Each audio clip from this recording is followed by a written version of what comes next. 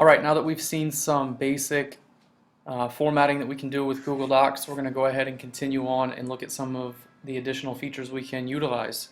So we have some text here. We've changed the size. We have put some different formatting on it. I'm going to show you some of the other ways that we can change the way our text looks. So if we want to bold something, we can use this key up here. So I've got to, again, highlight my text.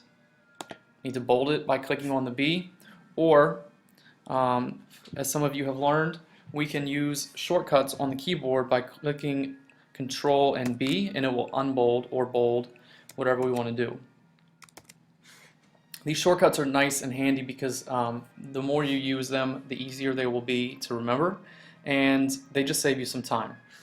Alright, so that's how to bold something. If you want to put something in italics, and there are certain times that you want to italicize things, for example, book titles should be in italics. If you want to emphasize something, you can put it in italics. So there are different times you want to use italics. You can click on the I button up here, or Control I will either put it in italics or remove the italics. Alright, the U is for underlining, and again, Control U will either underline or remove the underline.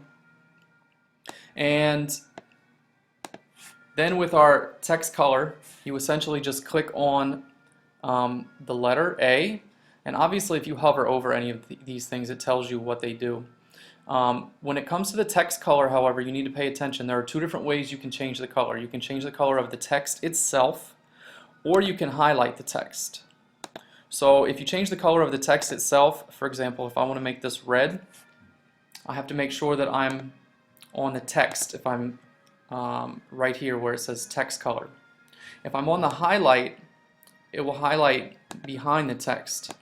So you can see there are two different things there. There have been some times where some students had some issues. There was something was highlighted. They weren't sure how it had happened.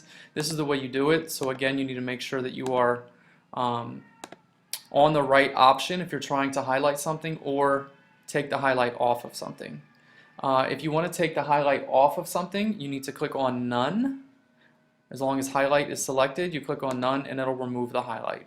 So I'm going to go ahead and change my text, the color, back to black.